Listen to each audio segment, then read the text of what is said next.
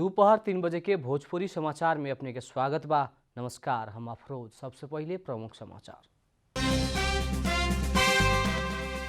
उदयपुर के तापली गांव पालिका में अज्ञात समूह द्वारा बम विस्फोट, सीमा क्षेत्र के तस्करी रोकेला। विराटनगर के मिटेरुआ में प्रहरी द्वारा हवाई फायर। नवलपुर के क्रशर उद्योग सब मापदंड विपरीत संचालन में, मानव जीवन के ही प्रभावित करे वाला हिसाब से उद्योग संचालन। ठेका समझौता मुताबिक काम न कैला बाद आधा दर्जन निर्माण कंपनी सब करिया सूची में 1 वर्ष तक सार्वजनिक निकाय के खरीद में भाग लेवे के ना मिली। गंडमाला में सरकार विरोधी प्रदर्शन हिंसात्मक बन रहल, प्रदर्शनकारी द्वारा राष्ट्रपति एलेक्जेंड्रो गइमाते के राजीनामा मांग। मैनचेस्टर सिटी के हरावत टोटनहैम इंग्लिश प्रीमियर लीग के शीर्ष स्थान में, सिटी 2-0 गोल अंतर से हारल।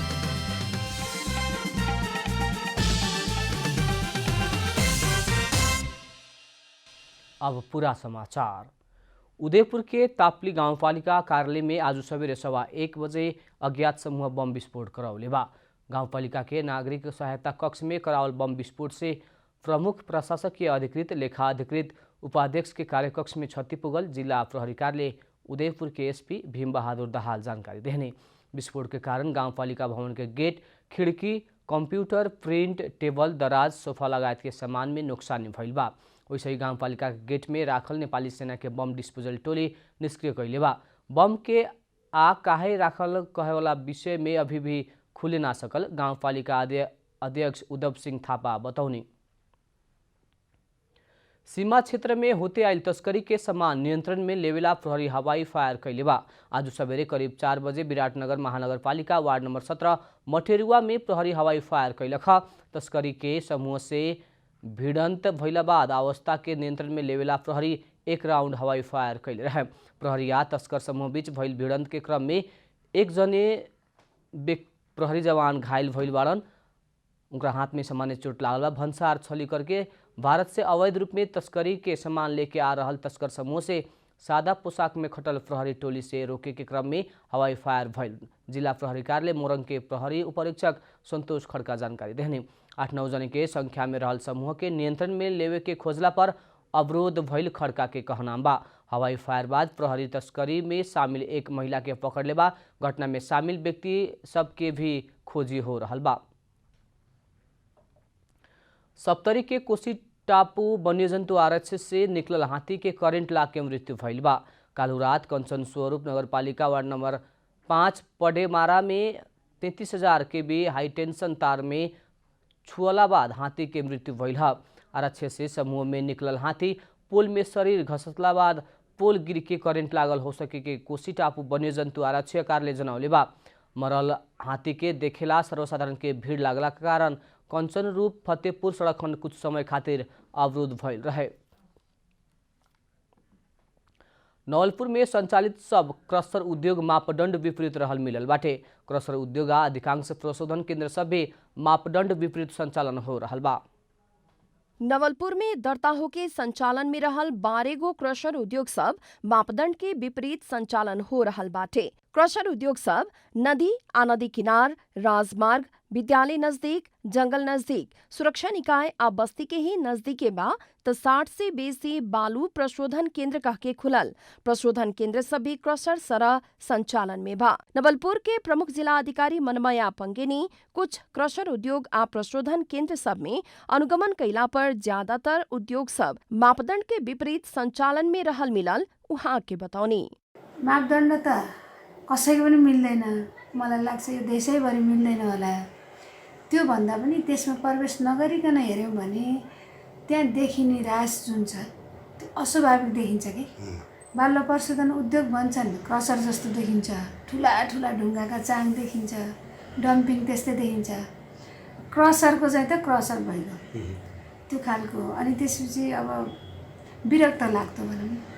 प्रशासन द्वारा नवलपुर में अनुगमन के तीव्रता दे रहल समय क्रशर व्यवसायी सब वैधानिक रूप में दर्ता होके संचालित उद्योग सब तत्कालीन अवस्था में मापदंड मुताबिक संचालन में आयल दावी कैले बा। नेपाल रोडाढुंगा व्यवसायी संघ नवलपुर के अध्यक्ष भूजेन्द्र बहादुर रायमाझी सरकार द्वारा निर्धारण कर देहल मापदंड मुताबिक के स्थान में ढुवानी खातिर रास्ता, प्रशोधन खातिर पानी और उद्योग संचालन खातिर बिजुली उपलब्ध भइला पर उद्योग स्थानान्तरण करे खातिर तैयार रहल बतौले बानी। नवलपुर जिल्लामा जुन अहिले 12 वटा क्रसर उद्योग सञ्चालनमा छन्, 12 वटा क्रसर उद्योग तपाईको 51 सालदेखि 70 साल अगाडि स्थापना भएको उद्योगहरू छन् र तत्कालीन तत्समयमा सबै नेपाल सरकारको मापदण्ड पुगेरै खोलिएका उद्योगहरू हुन्। प्रमुख जिला अधिकारी के नेतृत्व में सुरक्षा निकाय, कर कार्यालय, साना तथा घरेलू उद्योग, विद्युत कार्यालय, नापी कार्यालय, मालपोत कार्यालय के प्रतिनिधि के भी सहभागिता में अनुगमन जारी बाटे। नवलपुर से खगेन्द्र पराजुली की रिपोर्ट। व्यवसाय निरंतरता खातिर सहूलियतपूर्ण कर्जा कार्यविधि मुताबिक कोरोना भाइरस प्रभावित व्यवसाय आगे बढ़ावेला देहल जायवाला ऋण खातिर अगहन 10 गते से आवेदन मांग होखे के भइल बाटे।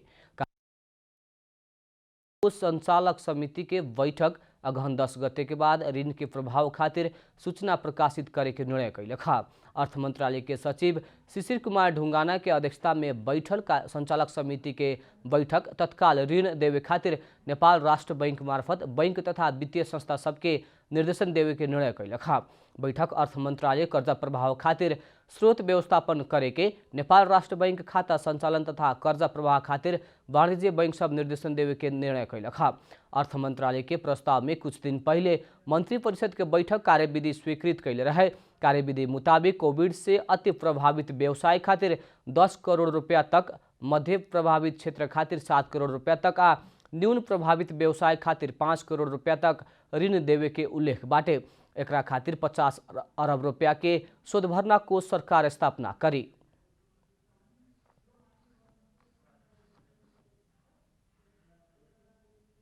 पचास अर्बसम्मको एउटा चाहिँ कोष स्थापना गर्ने भनेर नीतिगत रूपमा सम्बोधन गरिएको थियो, व्यवस्था गरिएको थियो। त्यही व्यवस्था अन्तर्गत त्यसलाई कार्यान्वयन गर्न नेपाल सरकार मन्त्री परिषदले व्यावसायिक निरन्तरता कर्जा प्रवाह निर्देशिका प्रवाह कार्यविधि 2077 स्वीकृत गरेको छ। यो कार्यविधि मूलतः कोभिडबाट प्रभावित भएका उद्योगहरू, व्यवसायहरूलाई उनीहरूको नियमित रूपमा सञ्चालन गर्दा आवश्यक पर्ने पुँजी, सञ्चालन पुँजीका लागि सहयोग गर्ने, नेपाल सरकारले सहयोग गर्ने गरी ल्याइएको कार्यविधि हो। यी कार्यविधि बमोजिम के कर्जा प्राप्त करला योग्य व्यवसाय के देवेला ऋण के ब्याज दर पहिलका वर्ष खातिर 5% आ दोसरका वर्ष खातिर 6% होगी। वैसे ऋण देवेला बैंक के पहिलका वर्ष 2% आ दोसर वर्ष 3% ब्याज दर में शोधभरना खाता के रकम उपलब्ध होगी।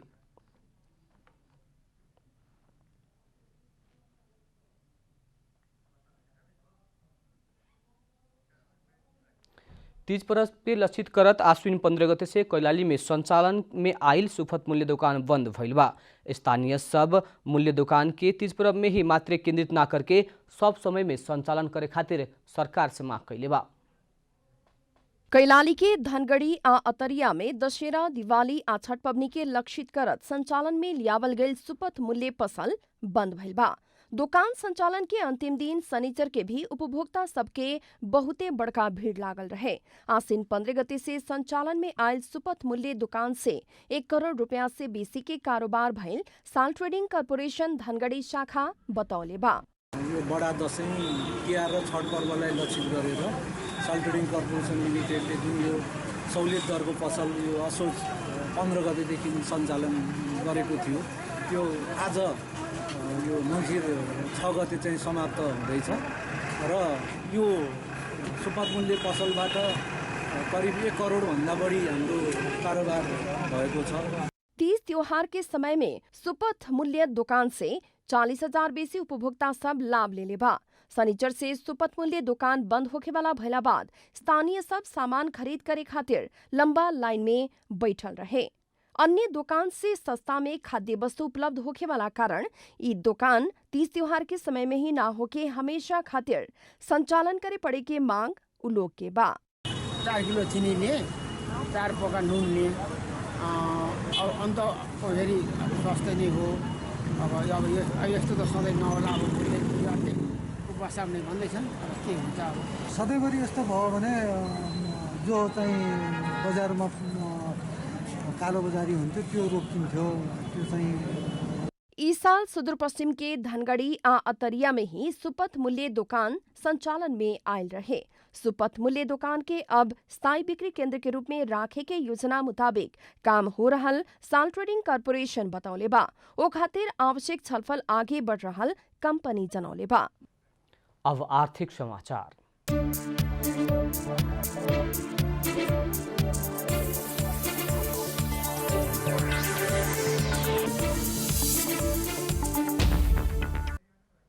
ठेका समझौता मुताबिक के काम ना कैला बाद आधा दर्जन निर्माण कंपनी सब करिया सूची में फरल बाटे।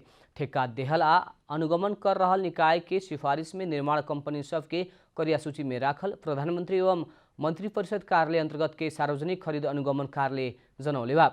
करिया सूची में पड़े वाला थाईलैंड के बोरा इंटर ट्रेड कंपनी, काठमांडू के BS ट्रेड इंटरनेशनल, बझांग के बजरंग बली निर्माण सेवा, डडेलधुरा के B&M निर्माण सेवा, रोल्पा के दी विशेष तरा निर्माण सेवा, धादिङ के ढकाल कंस्ट्रक्शन बाटे।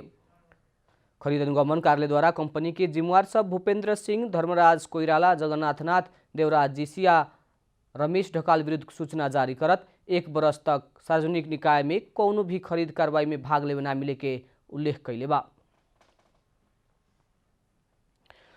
रूपंदेही मछली उत्पादन खातिर नेपाल के ही प्रमुख जिला मध्ये एक हउए। वहाँ उत्पादन होखे वाला मछली जिला के मांग पूरा करत बाहर भी निर्यात हो रहल बा। रूपंदेही में 1500 हेक्टेयर से बेसी क्षेत्रफल में रहल करीब 5000 पोखरी में माछा पालन होती आ रहल बा।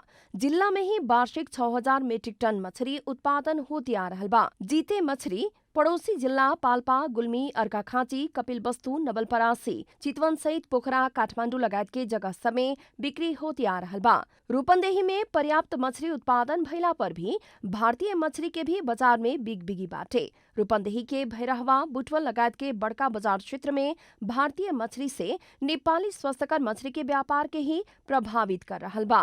यो नीतिगत अलि सुधार गरियो भने यसमा हामीले त्यसलाई मनोबल घट्ने अथवा चाहिँ उपयुक्त किसिमको माछाहरू, खाद्य वस्तुहरू कन्ज्युमरसम्म पुग्ने हुन्छ। त्यसलाई नीतिगत तहमै हामीले व्यवस्थापन गर्नुपर्ने हुन्छ।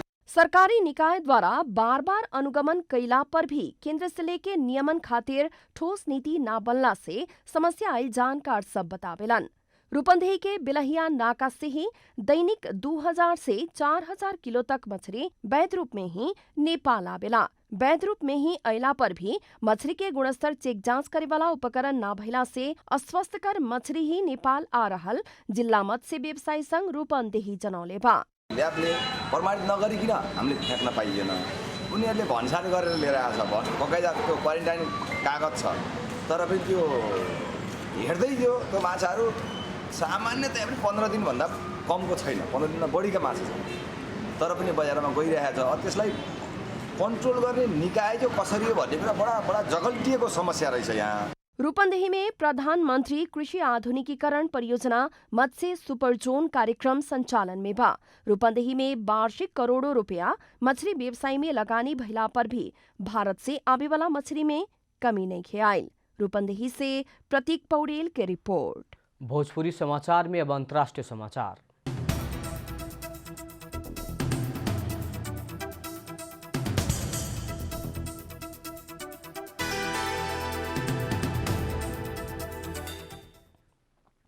ग्वाटेमाला में भइल सरकार विरोधी प्रदर्शन रोकेला हजारों सुरक्षाकर्मी परिचालन कैल गइल बा। ग्वाटेमाला सरकार जनमुखी बजेट ना ल्यावल, कोभिड-19 रोकथाम खातिर विशेष प्रभावकारी कार्यक्रम ना ल्यावल आरोप प्रदर्शनकारी सब लगावले बा। सरकार विरोधी प्रदर्शन में उतरल प्रदर्शनकारी सब आगजनी आ तोड़फोड़ कैला बाद ज्यादा संख्या में सुरक्षाकर्मी परिचालन कैले बा। सुरक्षाकर्मी के उपस्थिति में ग्वाटेमाला शहर पूर्ण रूप में सुनसान भइल बाटे।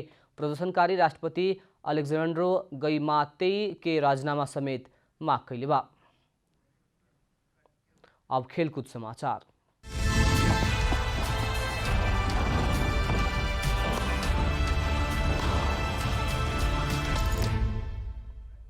टोटनहैम इंग्लिश प्रीमियर लीग के शीर्ष स्थान में लौटल बाटे।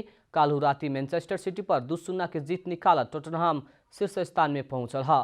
टोटनहाम के प्रशिक्षक जोसे मौरिन्हो सिटी प्रशिक्षक पेप ग्वार्डियोला पर कठिन जीत निकलन है। सिटी बल पोजीशन आ गोल के बहुते अवसर सृजना कैला पर भी टोटनहाम खेल में बाजी मरलक है। सन ह्यू मिस आ विकल्प खिलाड़ी के रूप में मैदान गईल जियोवानी लो सेलो घरेलू टोली के जीत दिलावे के खातिर एक गोल कैले रहे लोग। टोटनहाम लीग में लगातार 4 खेल में जीत निकालक हुए। टोटनहाम प्रीमियर लीग में चेल्सी या लेस्टर सिटी से 2 अंक के अग्रता लेहले बा। शीर्ष स्थान के टोटनहाम 20 अंक जोड़ले बाटे। पराजित सिटी तालिका के 10वां स्थान में बाटे। काल्हु ही भइल एगो दोसर खेल में न्यूकैसल के हरावत चेल्सी कुछ घंटा लीग के शीर्ष स्थान में पहुंचल रहे। अंत में प्रमुख समाचार फिर एक बेर। उदयपुर के तापली गांवपालिका में अज्ञात समूह द्वारा बम विस्फोट। सीमा क्षेत्र के तस्करी रोकेला विराटनगर के मटेरुआ में प्रहरी द्वारा हवाई फायर। नवलपुर के क्रसर उद्योग सब मापदंड विपरीत संचालन में मानव जीवन के ही प्रभावित करे वाला हिसाब से उद्योग संचालन। ठेका समझौता मुताबिक काम न कैला बाद आधा दर्जन निर्माण कंपनी सब करिया सूची में 1 वर्ष तक सार्वजनिक निकाय के खरीद में भाग लेवे के ना मिली।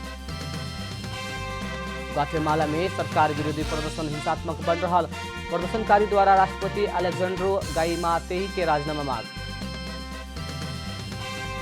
मैनचेस्टर सिटी का हरावा टोटनहाम इंग्लिश प्रीमियर लीग के शीर्ष स्थान में। सिटी 2-0 गोल अंतर से हारल।